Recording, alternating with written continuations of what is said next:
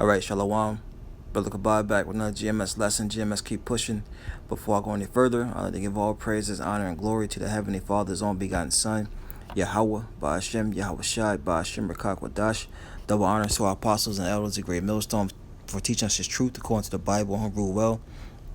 Another Shalom to all the sincere Akims throughout the four corners of the earth, pushing this truth through diligence and sincerity. Alright, came across this article. Okay, it says Tesla Model 3 owner implants key card chip into her arm. And this is just another mark of the beast, okay, which is the RFID chip update. Okay. It says the owner of Tesla Model 3 in the United States has a chip from the vehicle's key card implanted into her forearm so she can open doors and drive the car by simply waving her arm near the car's sensor. The owner in question, who goes by the alias Amy Didi on YouTube, is a software engineer and clearly no stranger to body modifications. In fact, she has an RFID tag inserted into her arm. Okay, so you know she's finished. All right. It says years ago to enable her to open the front door at her house and even send a smartphone's browser directly to her personal website. And this is something that's it's gonna spark a thing, and people gonna be trying to do this thing already, okay? But this is the mark of the beast, man. You know, this is the mark of the beast. I don't have to read any more of the article. It's a video here that I'll play afterwards, but I'm gonna grab some scriptures first. Let's go to the book of Revelation, because the Bible tells us that is the mark of the beast, man, the RFID chip. All right.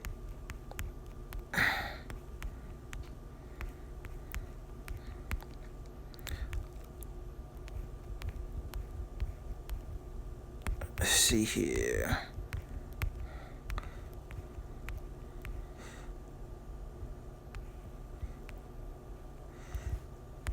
Let's see here.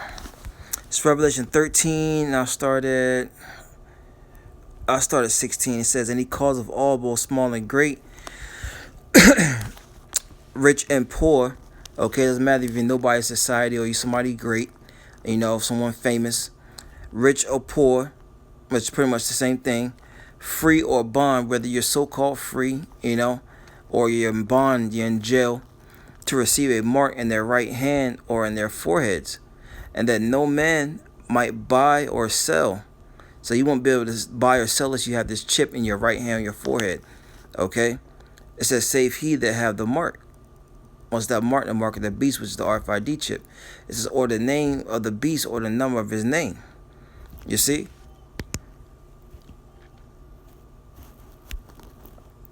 It says, Amy ordered a Tesla Model 3 in hope that the electric sedan's keycard would use RFID technology that would allow her to simply transfer the data from card to her existing chip. This didn't work out, so instead she decided to take the chip out of the EV's keycard and put it straight into her arm.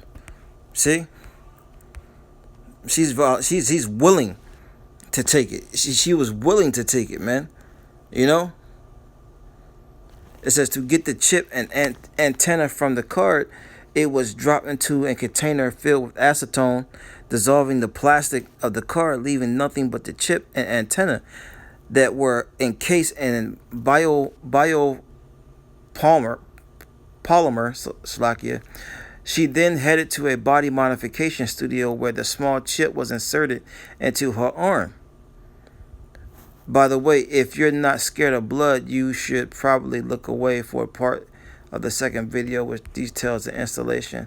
It says Amy doesn't actually mention in the videos how well the chip operates from her arm, but speaking with the Verge, confirmed that it does work through her forearm and must be about 1 inch from the car's center console before it starts up. You see, and this is what they're going to push on the people, man. You know, and the guy, what's his name, man?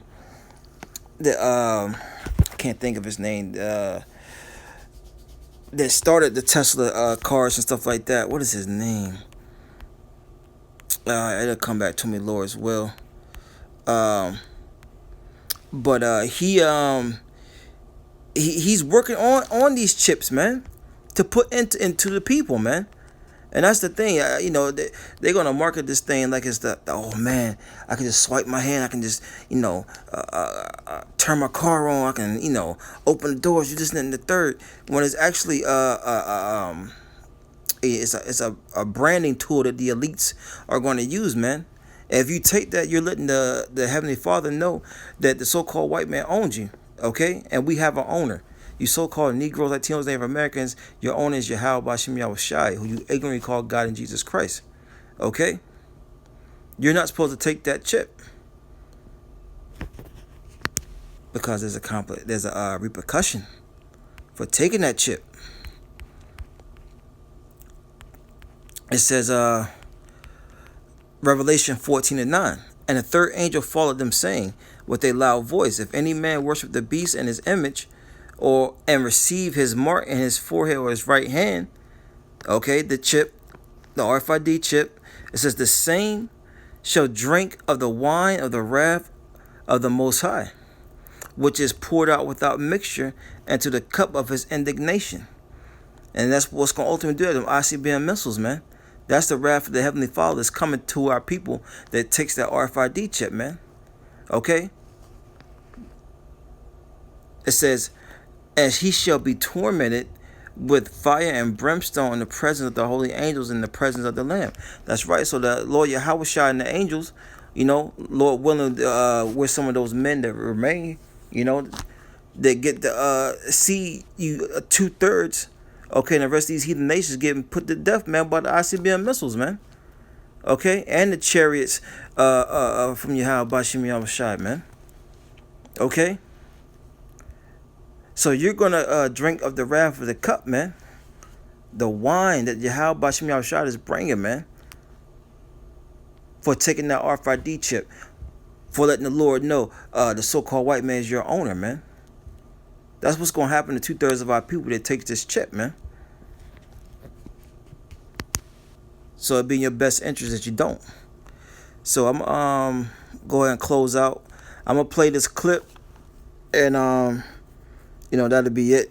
You know, just another Mark of the Beast RFID chip update, man. You know, I leave all praise, honor, and glory to the Heavenly Father's own begotten Son, Yahawah, Bahasham, Yahawashi, Bahasham, Rakakwadash.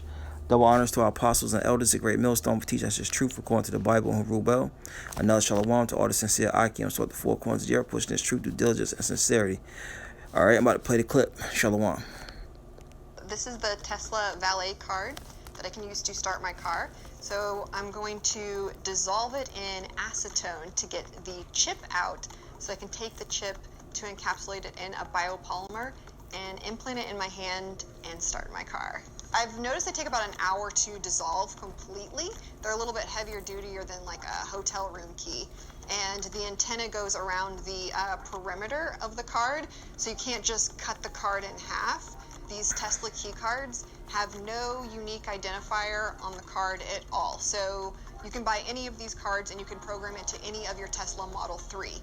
So the way the process works is you would take this card and you would tap it to your Model 3 and you would write a new key, and you use your master key, so people can't just randomly write a new card for you to start your car. A few years ago I got this RFID implant in my hand, and it's just basic access control. If I were to tap my hand to your phone, it would automatically open a browser and go to my web page.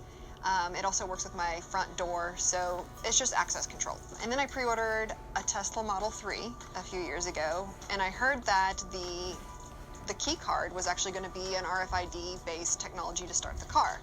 So I was like, oh, maybe I can get that information and store it to my chip and to be able to start my car. When I tried to scan and get all this information off the Tesla card, I was thinking, oh, hey, I can get a lot of information about the Java applet that it runs on, but I can't take that information and write it to my current chip. So it's pretty secure. Good job, Tesla. I was like, I'm just gonna take the chip that I have in my valet card and encapsulate it and implant that one in my hand. Mel is the person that started Dangerous Things, and the chip is very much similar. He went to like his vet, and it's the same chip to track for your dog. And he said, well, if it's safe enough for me, it's safe enough for my pet. So I kind of roped him into my Tesla hack because he's all this knowledge. When I dissolved the chip, I sent it to him, and he encapsulated it in biopolymer, which is safe to use for the body and under the skin. Talked to a few doctors. They were a little weary about doing this because it's kind of a questionable thing.